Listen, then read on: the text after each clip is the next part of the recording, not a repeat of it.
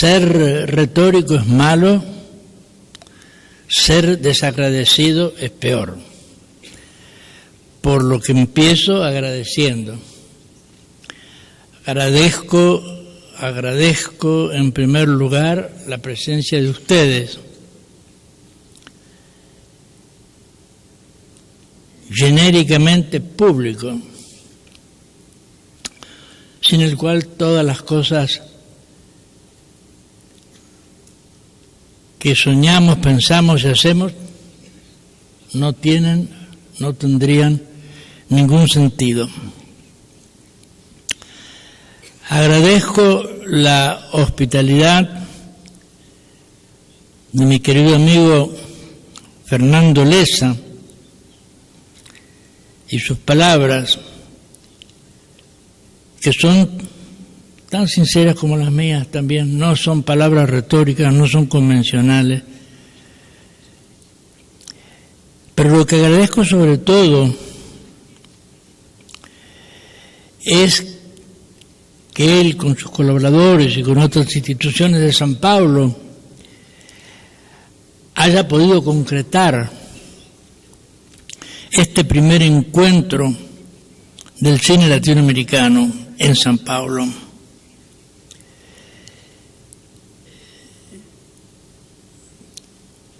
Hay algo que está en el aire de este festival, podríamos decir en el aire de la historia contemporánea de América Latina, siempre y cuando no le den a esta expresión un sentido, repito una más la palabra retórico, no. Hay aires de cambio y yo no estoy diciendo nada que ustedes no sepan, pero específicamente en este festival, en este encuentro, y no sé por qué, pero que me llegan ecos como de otros festivales, como el del Festival de Montevideo, de mitad de los años 50, después el de Viña del Mar en Chile, el de Mérida en Venezuela, después el de La Habana en Cuba, que fueron hitos que marcaron momentos, que marcaron un antes y un después. Creo, intuyo, siento, adivino que en este festival hay una carga de energía que lo hermana a estos otros momentos que nombré antes y que creo que pueden ser muy definitorios para una recolocación de San Pablo en el panorama del cine latinoamericano. San Pablo, que fue uno de los protagonistas de este movimiento, ya vamos a hablar de eso después, y que de alguna manera un poco como que se desfiló por el camino eso, pero sobre todo lo que me parece es que en San Pablo, es decir, por esta conjunción de fuerzas que aquí están presentes y se suman,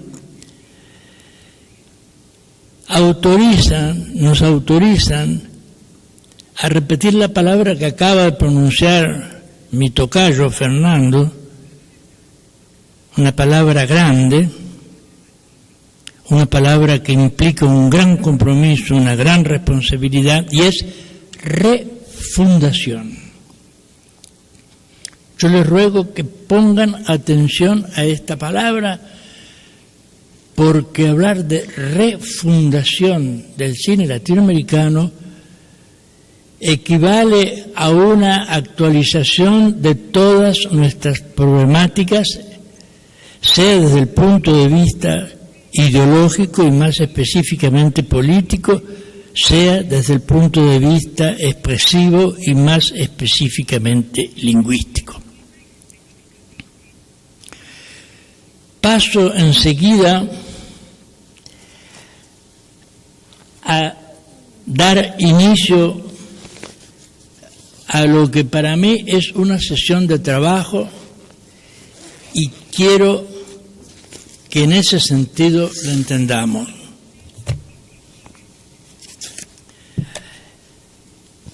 Una sesión de trabajo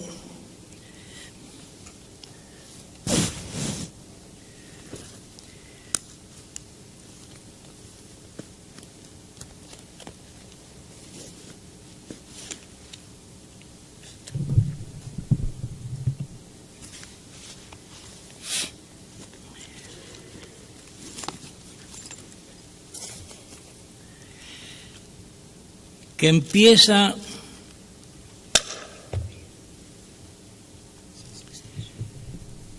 gracias.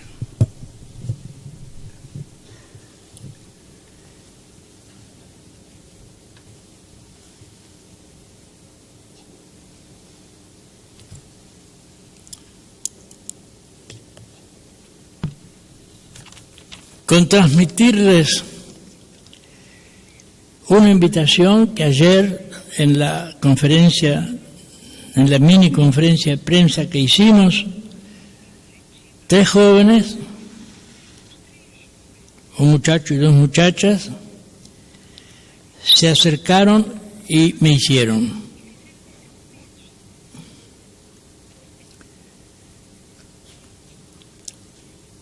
Una invitación que, repito, extiendo a ustedes, me asumo esa función, para participar en el Festival Latinoamericano de la Clase Obrera, Cine y Video. Voy a leer solamente el encabezamiento, que dice así: o Festival Latinoamericano della Classe Obrera è un festival di cinema e video dedicato a assolutas realidade e cultura da classe trabalhadora no continente latino-americano. A terceira edição do FELCO será realizada no Brasil, Bolívia e Argentina durante o ano de 2006. O festival terá unha fase itinerante con exhibicións en ocupacións, sindicatos, cineclubes e universidades. En novembro haberá en San Paulo a mostra retrospectiva do cinema político latinoamericano e no inicio de decembro a mostra central, cando serán exhibidos traballos recentes e se dará o encontro de grupos e realizadores de toda América Latina. Y de toda la invitación que ustedes buscarán y encontrarán aquí en el memorial, una frase, un fragmento de frase, donde se señalan las finalidades o aspiraciones de este festival y que dice: abrir o debate acerca da construção da metodologia de ensino no audiovisual em compromisso com as lutas populares e iniciar um fórum de discussões sobre políticas públicas de cultura com vistas a criar uma frente de luta dos realizadores ou exhibidores independentes.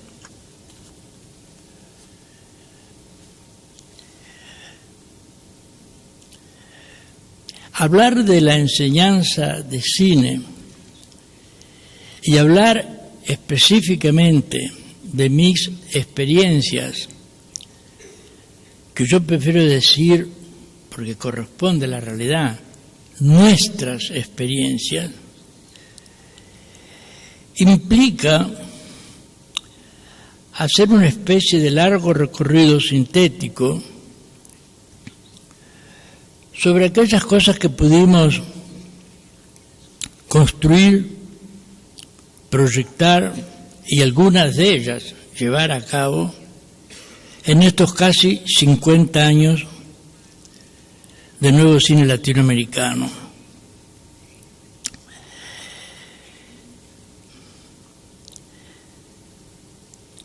todo esto se repropone ahora, en esta mañana, no como una función nostálgica, Dios me libre, y mucho menos como una congelación en la historia de cosas que ya fueron. No. Lo que yo voy a tratar de conversar con ustedes esta mañana, en los 45 minutos más o menos que dura esta aula, es en función de lo que todavía no hemos hecho. Es recordar, revisar, analizar un poco algunas de nuestras trayectorias compartidas para de esto volver a salir otra vez para adelante. Alguna vez dije que una de las problemáticas fundamentales, no solo del cine latinoamericano, sino en general de toda la cultura y de todo lo que es América Latina, fue nuestra, y es en parte, aunque menos, nuestra pérdida de memoria. Alguna vez se dijo, cosa que ya no es tan cierta, que América era un continente sin memoria. Esto podía ser válido casi en absoluto hasta, si repito, medio siglo, hace medio siglo. Ahora ya no es tan así, y no es tan así no solo en lo específico cinematográfico, lo es también en otros aspectos como el ensayo, la literatura, la música, la política, etc. Y en este momento privilegiado de América Latina, un momento que algunos de nosotros, aunque lo anhelamos siempre, no estábamos tan seguros de que lo íbamos a poder ver, y sobre todo en las últimas décadas sombrías de las dictaduras, aunque seguimos trabajando para que lo viéramos.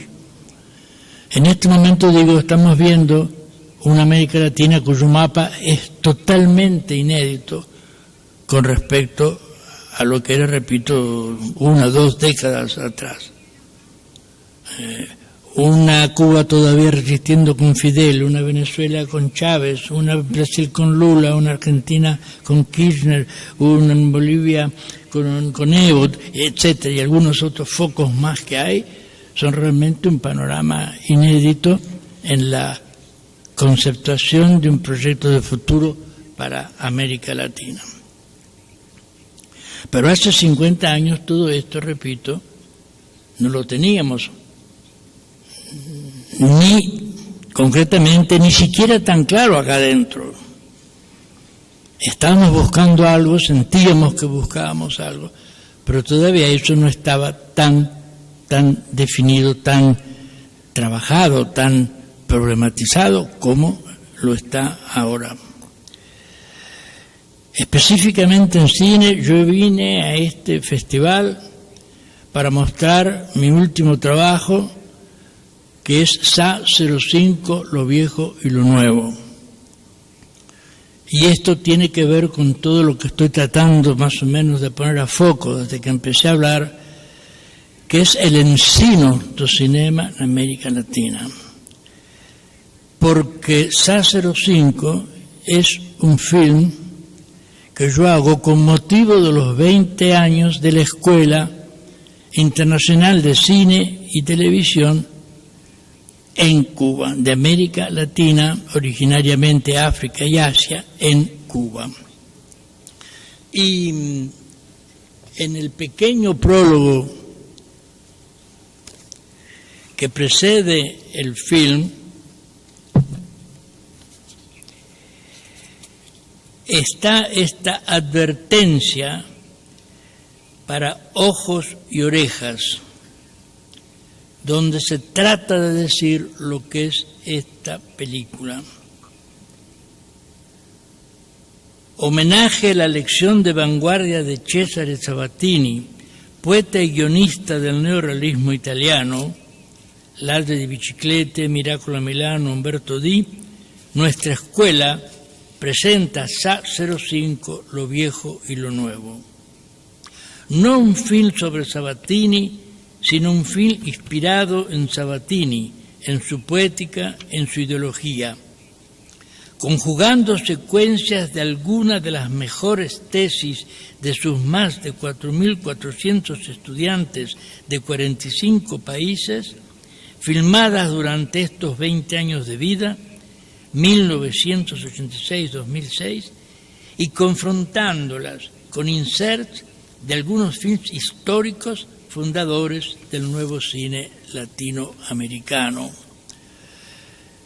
Es decir, lo que estaba intentando ya decir antes, esta ecuación, analizar esta ecuación entre memoria y futuro, para lo cual alguna vez me ayudé de la metáfora de un conductor de automóvil que conduce con un espejito retrovisor, de manera que mira para atrás, pero va para adelante.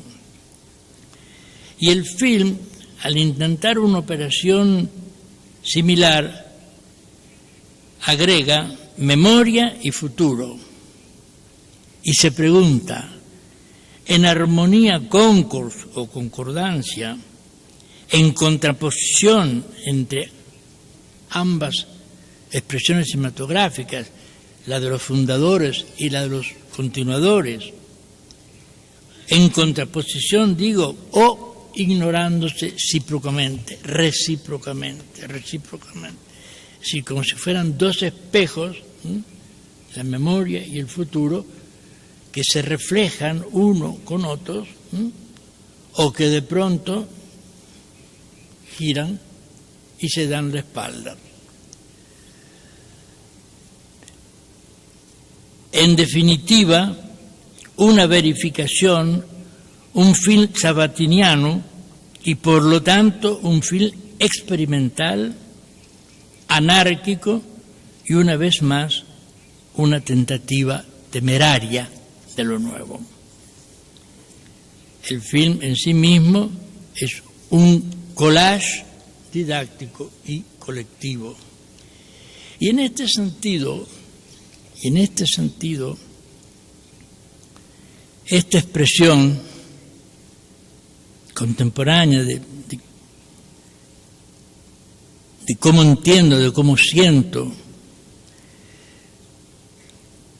el rol y la función de la imaginería audiovisual en América Latina,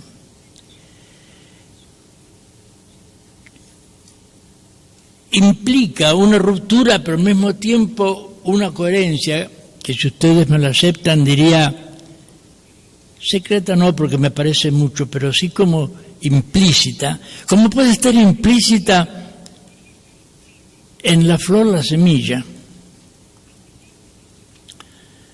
Porque cuando nosotros, a mitad de los años 50, damos vida a lo que después se va a conocer como la Escuela Documental de Santa Fe, lo hacemos un poco fiel a mi estilo, que fue acompañar siempre mi obra creativa con manifiestos teóricos, digamos así. En ese manifiesto, que es el primer manifiesto que escribo, por un cine nacional, realista y crítico, en un fragmento digo lo siguiente. Y aquí entramos en el vivo del tema de la enseñanza cinematográfica en América Latina. Con esta primera experiencia, repito, año 1955, producto moral y técnico de la voluntad de hacer de sus alumnos, el Instituto de Cinematografía de la Universidad del Litoral espera: 1. Colaborar en la medida de sus jóvenes fuerzas a la superación de la crisis actual del cine argentino, aportando al mismo una problemática nacional, realista y crítica hasta ahora inédita. Esto, afortunadamente, ya no tiene más valor, porque esto es lo que se ha intentado, lo que se ha hecho durante este medio siglo, y actualmente en el caso específico de la Argentina, con un nuevo cine argentino que responde, digamos así, en sus líneas generales a esta ansiedad.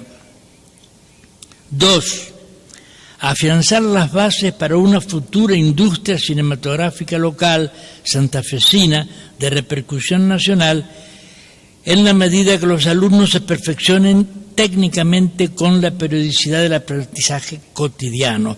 La industria cinematográfica argentina ha alcanzado una técnica fotográfica y sonora casi perfecta. Las imperfecciones de fotografía y de sonido de Tiredier se deben a los medios no profesionales con los cuales ha trabajado, forzados por las circunstancias, las cuales, al obligar a una acción y a una opción, han hecho que se prefiriera un contenido a una técnica, un sentido imperfecto a una perfección sin sentido. Y en esto creo que ya el panorama se abre, y lo que en ese momento de alguna manera se proyectaba para el cine argentino ha pasado a ser uno de los cánones, un patrimonio común de lo que después se iba a llamar nuevo cine latinoamericano. 3. Utilizar el cine al servicio de la universidad y la universidad al servicio de la educación popular. En su acepción más urgente, esta educación popular va entendida como toma de conciencia cada vez más responsable frente a los grandes temas y problemas nacionales hoy y aquí. Ante una colectividad local y nacional, en su mayor parte indiferente, o en el mejor de los casos engañada o desengañada como la nuestra, Tiredier quiere ayudar a la formación de esa conciencia social por medio de la crítica social latente que en él se ejercita. Esta actitud crítica podrá no ser la más espectacular, pero si es auténtica, es también sin dudas de las más eficazmente constructivas. Coherente con tal posición crítica, el documental se ciñe a plantear, o dicho más objetivamente, a mostrar uno entre tantos problemas, mostración que si bien es solo un primer paso, no puede dejar de ser dado para proseguir avanzando en la solución de dicho problema. Tiredier no da esa solución, no quiere darla, porque entiende que cualquiera que diera sería parcial, excluyente, limitada. 2 puntos. Quiere, en cambio, que el público la dé.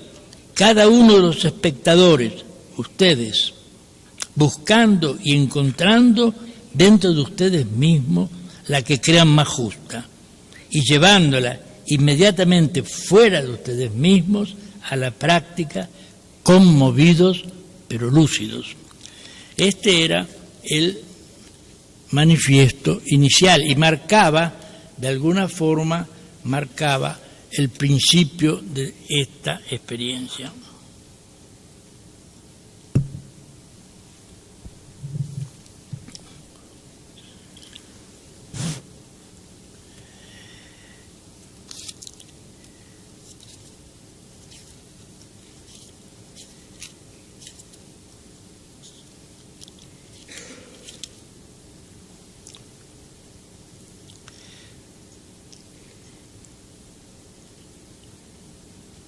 De esta experiencia, haciendo una sutura en el tiempo, generalmente se pasa a la escuela de Cuba. Pero por el camino queda otra experiencia que yo quiero por lo menos nombrar brevemente, que fue la creación, después de mi segundo exilio, donde volví a Roma por la simple razón que era el lugar donde me había formado cinematográficamente, pero siempre con esta perspectiva de volver, y aún estando allá, de seguir fantasticando sobre América Latina, hasta que, como digo, a principios de los años 80, la Universidad de Mérida, en Venezuela, me invita a participar de su equipo, de su team de un departamento cinematográfico que tenían. Y entonces voy allí para compartir con estos compañeros esta experiencia.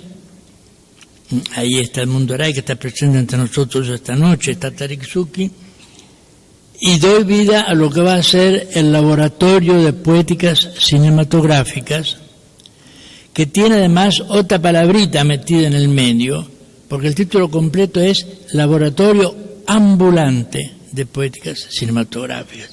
Es decir, un laboratorio que de alguna manera se va desplazando donde se desplaza el laboratorista, que en este caso soy yo. Y ese laboratorio, que cumple una función itinerante en América Latina, tiene como objetivo, digamos así, el hacer cine, escribir cine y pensar cine. Estas fueron, digamos así, las tres connotaciones que dieron justificación a este laboratorio. Pero repito, saltando por sobre este periodo, que es un periodo que abarca desde los años 60, en que me tengo que exiliar de Argentina, hasta la mitad de los años 80, en que fundamos la Escuela de Cuba, es como un trait d'union que justifica y explica lo que después se va a hacer. Y llega así el cuarto manifiesto de los 5 que he escrito en mi vida, que de alguna manera justifica, está en los orígenes de la EICTV, de la Escuela Internacional de Cine y Televisión. Y de este manifiesto también quiero leerles un fragmento que sirve para explicar lo que estoy tratando de decirles. Y dice así: porque así como, confieso, ya no sé más dónde empieza la palabra cine y dónde termina la palabra vida, tampoco sé más dónde termina la palabra poesía y dónde empieza la palabra revolución. Y alguna vez también dije que el acto que transforma la cosa en otra cosa, la metáfora viva, es la revolución. Porque muchas veces me pregunté si había un denominador común para esta multiplicación de peces y de panes y de fotogramas de nuestro nuevo cine latinoamericano, y reflexionando sobre las infraestructuras de nuestro subdesarrollo económico, que una inaceptable deuda externa quiere hacernos aparecer como fatalidad, y sobre nuestras carencias tecnológicas, entre las cuales hay que incluir urgentemente el desafío de la imagen electrónica. Esto está escrito en el año 85, en el que hay que incluir el desafío de la imagen electrónica, y sobre la necesidad impostergable de la formación de cuadros técnicos y artísticos, del río Bravo a la Patagonia, reinventando métodos y soluciones alternativas, respetuoso de la complejidad y diversidad de nuestras sobreestructuras histórico-culturales, he creído encontrar una respuesta en la energía de nuestra imaginación liberada y liberadora, en la teoría y praxis de una poética de transformación de la realidad, una poética crítica, una poética de la liberación. Así también hemos aprendido que lo útil es bello, que la belleza es útil. Cada error en la interpretación del hombre comporta un error en la interpretación del universo. Es la clave que nos han legado los viejos alquimistas. Y en la interpretación de la historia, actualizaría por mi parte, y es por lo tanto un obstáculo a su transformación, y es por lo tanto un obstáculo a su transformación. A las infinitas interpretaciones de ese arcano corresponde también hoy el verbo de la teología de la liberación. No hay arte sin misterio y sin los ácidos del revelado. Hace ya varios años, mi hermano Nelson Pereira dos Santos me decía: hasta ahora hemos usado el cine para enseñar, usémoslo ahora para aprender. Del barro al oro, de la estética del hambre al hambre de una estética subversiva, del fotograma a la vida, esta es la grande arte en cuyo horno estamos ardiendo. Que ningún espectador salga el mismo después que termine de ver una de nuestras películas, dijimos hace más de un cuarto de siglo, exigiéndonos la concientización de un espectador activo. Que ningún cineasta latinoamericano sea el mismo que empezó a hacer la película cuando termine de hacerla. Hoy decimos, autoconcientizándonos, en el baño de mercurio del tiempo, disuelto en la memoria colectiva de su pueblo, el cineasta latinoamericano no transmutará la historia, sino transmuta su visión interior, la imagen anticipatoria, lúcida y solidaria de militantes en el futuro de esa historia. Este era el segundo manifiesto de los que me sirven para hablar esta tarde, esta mañana.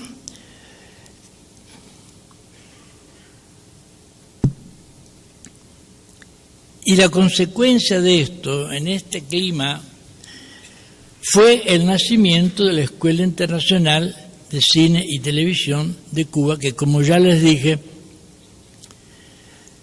originariamente se llamaba, lo dije también ayer en la conferencia de prensa, Escuela de Cine y Televisión de América Latina y el Caribe, África y Asia. Porque nace en el momento histórico-político en que la tricontinental es el gran proyecto histórico en el que, frente a un mundo que califica de tercer mundo al otro, lo cual me parece una aberración, porque ningún individuo se va a calificar a sí mismo como un individuo de tercera categoría, y solamente un individuo o un mundo que se supone de primera categoría puede dar de la tercera categoría o del tercer mundo al otro, y eso creo que en parte es lo que sucedió en este caso. Y polémicamente entonces la escuela no se llamó Escuela del Tercer Mundo, sino justamente todo lo contrario, antitética y polémicamente Escuela de Tres Mundos: América Latina y el Caribe, África y Asia.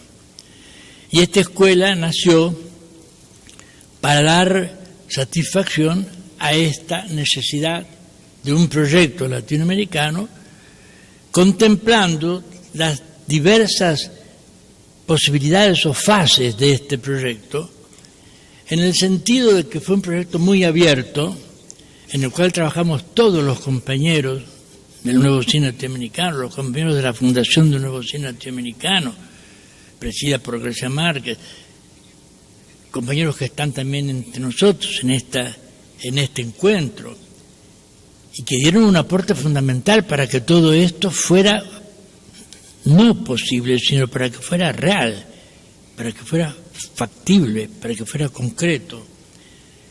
Y esta escuela nació así, como una escuela donde prácticamente se intentaba superar lo que hasta ese momento se habían visto como contradicciones. Una cosa importante, conocíamos todo lo que se había hecho en las otras escuelas de cine del mundo, pero al mismo tiempo sabíamos que no podíamos hacer esta escuela modelizando con ninguna escuela de otra realidad del mundo.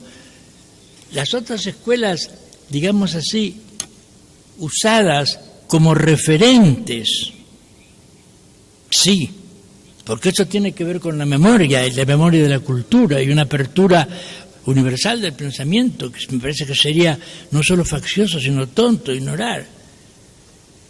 Pero una cosa son los referentes y no otra cosa son los modelos. Por lo tanto, referentes sí, en función de la memoria, pero modelos, y sobre todo modelos imitados, modelos copiados, no, porque justamente, y lo repito una vez más y lo seguiré repitiendo, estábamos trabajando en un proyecto de futuro.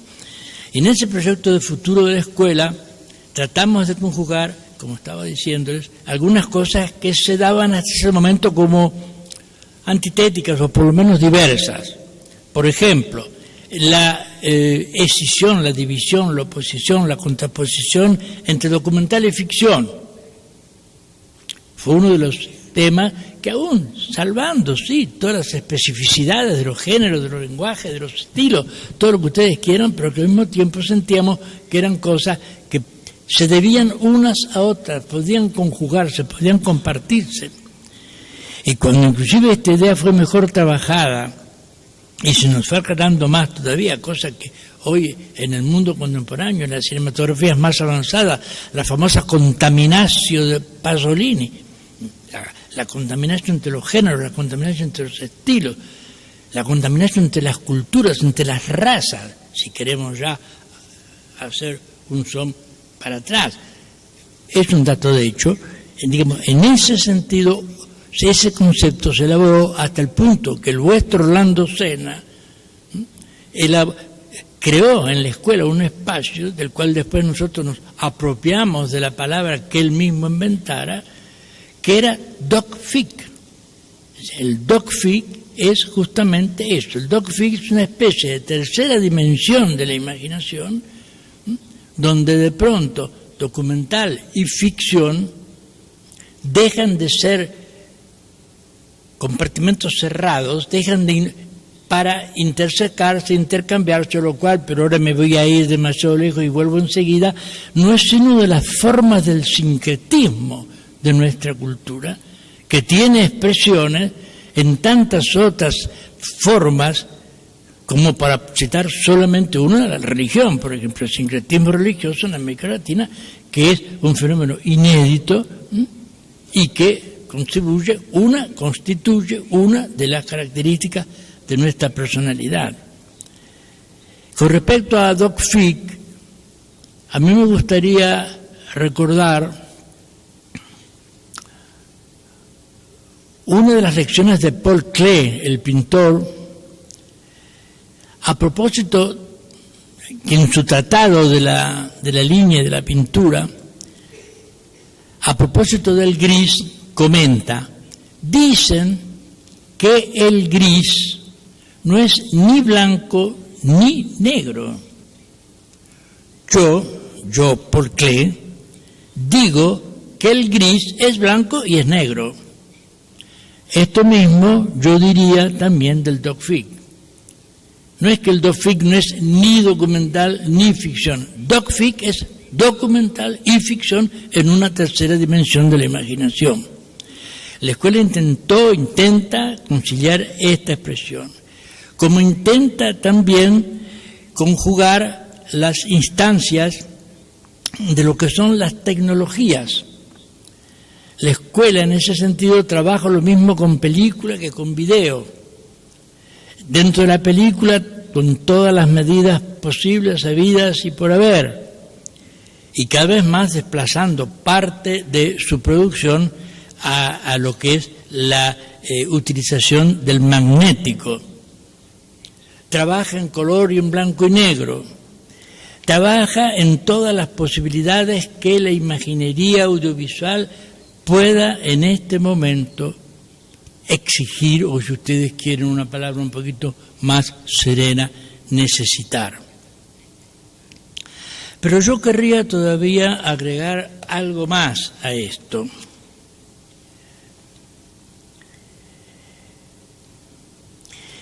Y es que aunque la escuela ha cumplido una gran parte de su cometido y de lo que se había propuesto, afortunadamente es mucho más lo que queda todavía por cumplir.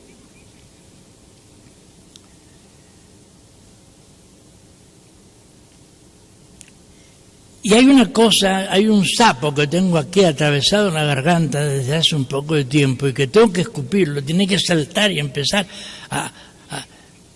tiene que, de alguna manera, quiero compartirla esta inquietud. Y es que me parece que ya hablando del nuevo cine latinoamericano,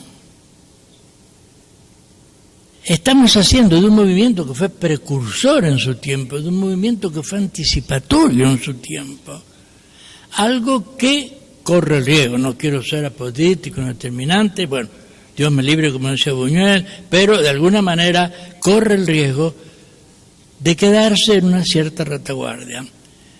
Y ahora voy a decir una cosa muy grave y muy irresponsable. Es que quizás lo que me está produciendo esta especie de picazón o sarpullido o roncha es la palabra cine.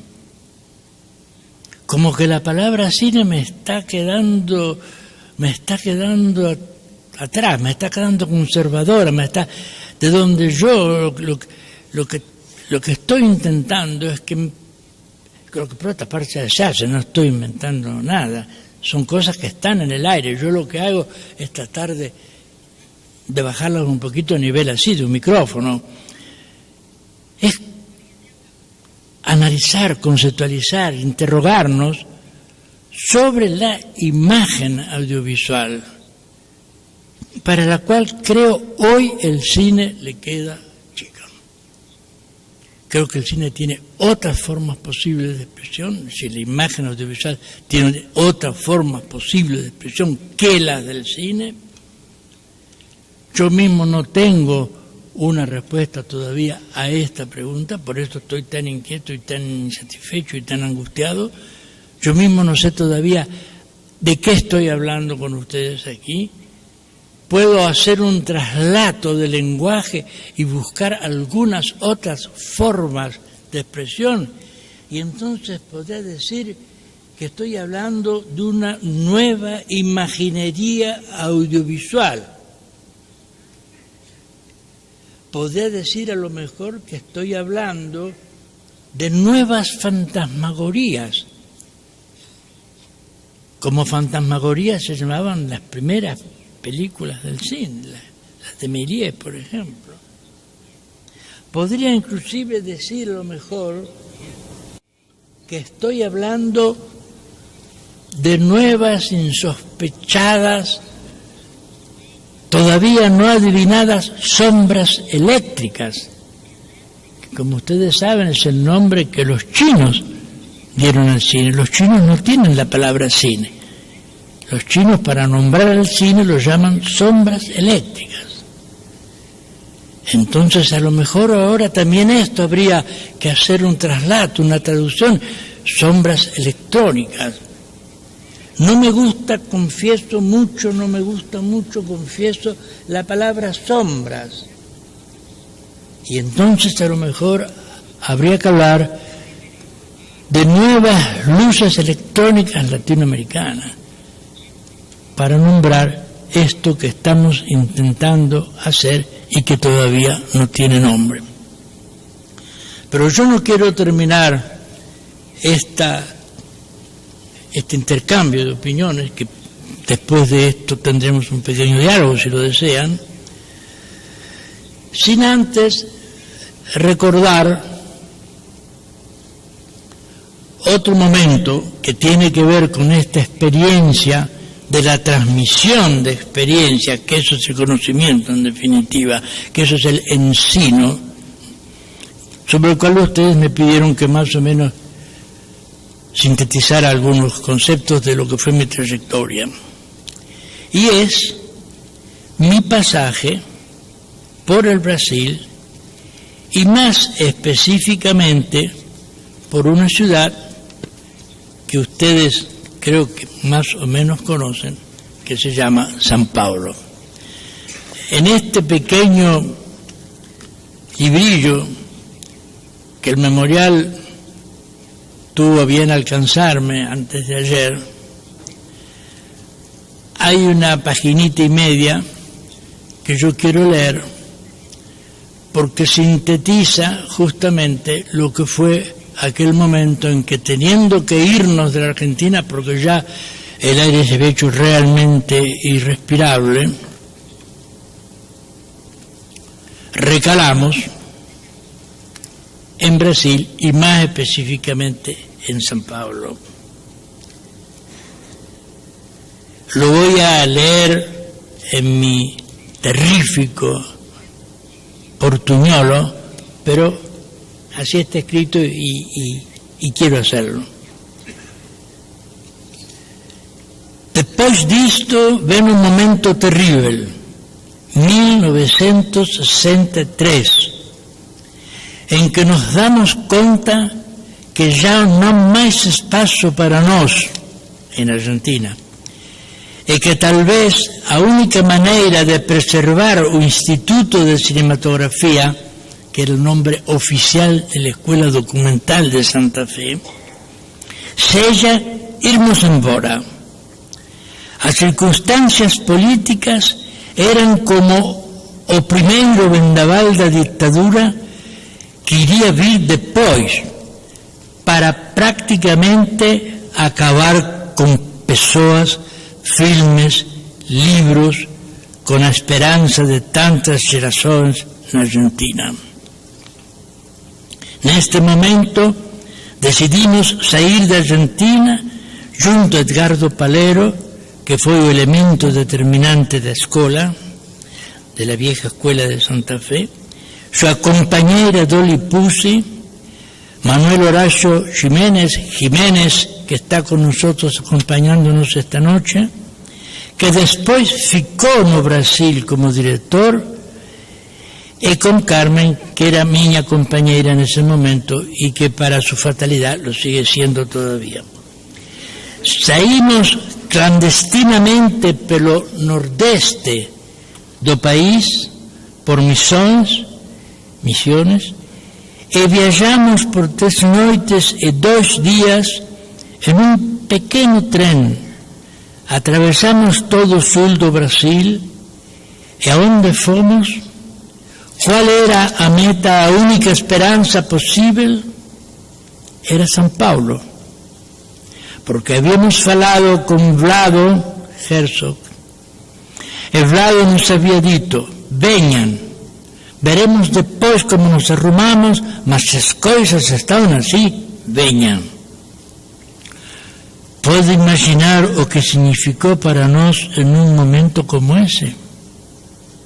Que do outro lado do telefone, quando já nos dávamos conta que estábamos cercados pelos cães selvagens, pelos lobos da ditadura, de repente uma voz diz, venham.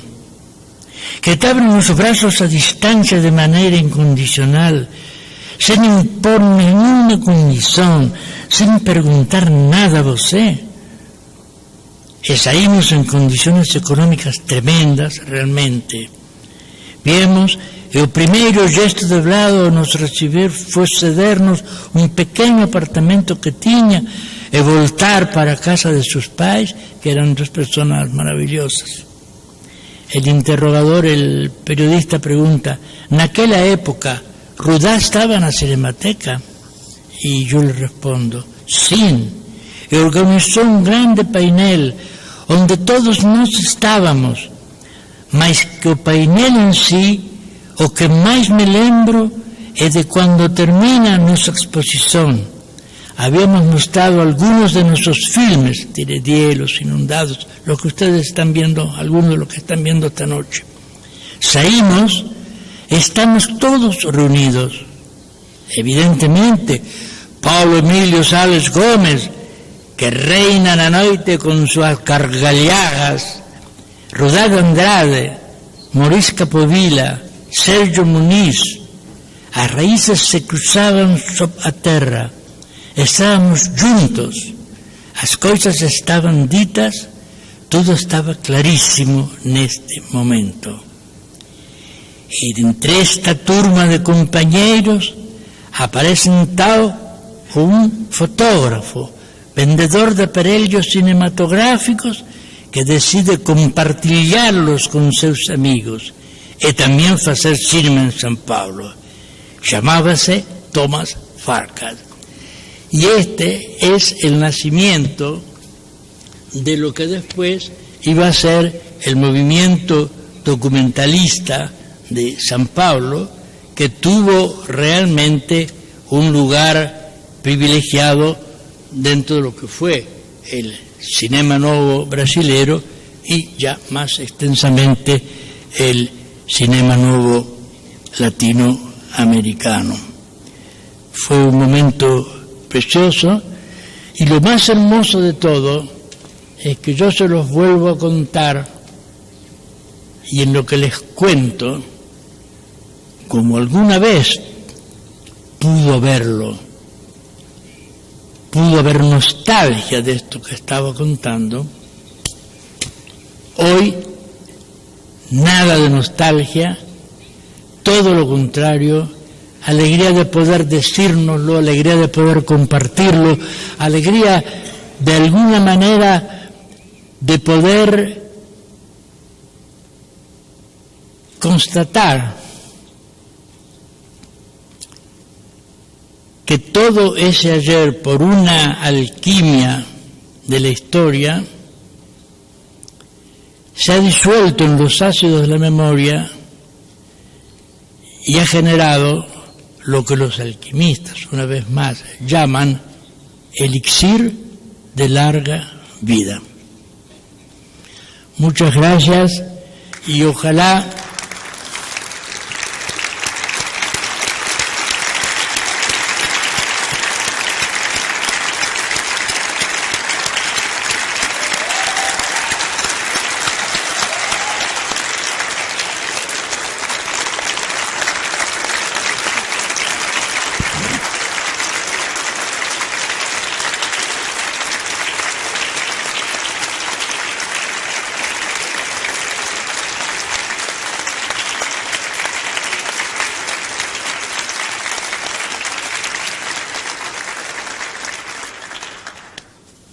secreto es muy fácil.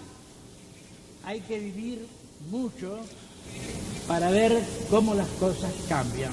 Por lo tanto, la receta es: vivan 80 años, no son los que yo tengo, vivan 100 años, vivan 200, vivan 300, vivan todo lo más que puedan en esta vida.